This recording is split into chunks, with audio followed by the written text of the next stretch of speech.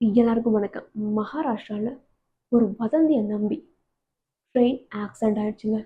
13 பேர் இறந்துட்டாங்க. அப்படி என்னதான் நடந்துச்சுன்னா, இந்த வீடியோக்குள்ள பார்க்கலாம். வாங்க வீடியோக்குள்ள போலாம்.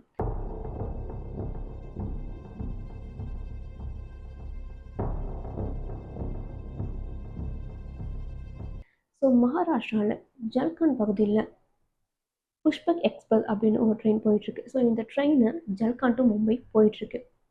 இதுல சடனா ஒருத்தர் ஐயோ தீ விபத்து அப்படின்னு சொல்லி கத்துறதுல மற்ற மக்கள்லாம் ஐயோ ட்ரெயின்ல தீ விபத்துன்னு சொல்லிட்டு தப்பிக்கிறதுக்காண்டி அங்கேருந்து இறங்கியிருக்காங்க, தண்டவாளத்தை நடத்திருக்காங்க. ஸோ அப்படி இருக்கும்போது ஆப்போசிட்ல வந்து எக்ஸ்பிரஸ் ட்ரெயின் மோதி 11 பேர் இறந்துட்டாங்க.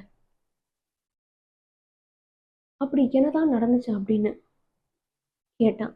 இது ரயில்வே சைட்லேருந்து என்ன சொல்கிறாங்க அப்படின்னா, ட்ரெயின் போயிட்டுருக்கு. அப்போது ஒரு கிராமம் சைடு கிட்ட வரும்போது ட்ரெயின் ஓட்டுநர் என்ன பண்ணியிருக்காருன்னா, அதாவது ஃபாஸ்ட்டாக போகிற ட்ரெயின் சடனாக ஸ்லோ ஆகிருக்கு. சடனாக ஸ்லோ ஆகும்போது நார்மலாகவே நம்ம ட்ரெயின் வீலாக இருக்கட்டும், அந்த தண்டவாளத்தில் உரசும் போது ஒரு தீப்பொறி வந்திருக்கு. இந்த தீப்பொறியை பார்த்துட்டு ஒருத்தர் நெருப்பு பற்றிக்கிச்சுன்னு சொல்லி ஒரு விஷயத்த சொல்லியிருக்காருங்க. இதை நம்பி எல்லாரும் அலறி அடிச்சுட்டு உயிரை காப்பாற்ற போய் பரிதாபமாக உயிரிழந்திருக்காங்க.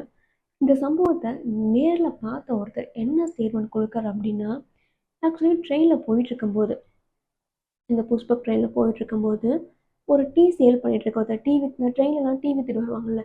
அந்த மாதிரி டீ வித்துட்டு வர்ற ஒருத்தர் சடனாக ஐயோ நெருப்பு பற்றிக்கிச்சுன்னு கூச்சல் போட்டு செயினையும் இழுத்துருக்காரு. அதை பார்த்துட்டு மக்கள் அலறி அடிச்சுட்டு உயிரை காப்பாற்றுறதுக்காக வேற வழியே இல்லாமல் தப்பிக்க முயற்சி பண்ணியிருக்காங்க.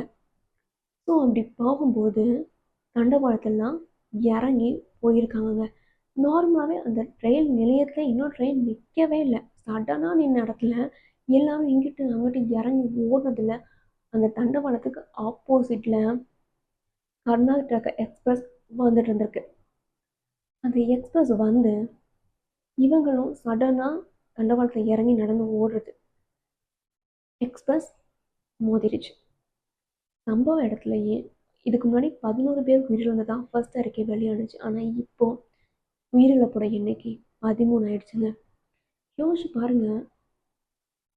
ஆக்சுவலி உண்மையாக நடக்கலை, தீ விபத்தே நடக்கலை. ஆனால் தீ விபத்து நடந்த மாதிரி ஒருத்தர் சொன்னதை கேட்டு அதை நம்பி உயிரை காப்பாற்றுறதுக்காக பதட்டத்தில் மக்கள் ஓடி அப்போசிட்ல வந்த ட்ரெயின் எக்ஸ்பிரஸ் ட்ரெயினில் மோதி பரிதாபமாக உயிர் போயிடுச்சுங்க. இந்த உயிரை இழந்தவங்களை யாருன்னு பார்த்தீங்கன்னா, இல்லை 4 பேர் நேபாளத்தை சேர்ந்தவங்கன்னு சொல்கிறாங்க.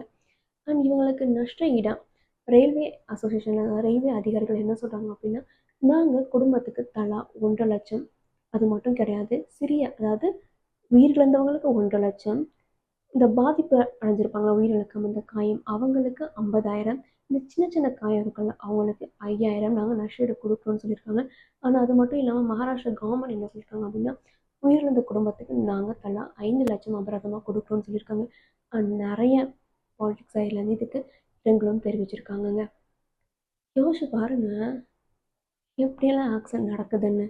ஆக்சுவலி ஒரு 2 ட்ரெயின் ஸ்பீடாக வந்துட்டு அவரோட பேலன்ஸை இல்லாமல் மோதினா அது வேறு விஷயம். ராங் ரூட்டில் போய் மோதுறதுங்களும் வேறு விஷயம். நம்ம இதெல்லாம் கேள்விப்பட்டிருக்கோம். ஆனால் ஃபயர் ஆயிடுச்சுன்னு சொன்னதை நம்பி இப்படி ஒரு விபத்து நடந்திருக்கு. அண்ட் இந்த மாதிரி யூஸ்ஃபுல்லான வீடியோஸ் உங்களுக்கு உடனே தெரியணும்னா என்ன சேனலை சப்ஸ்கிரைப் பண்ணிக்கோங்க.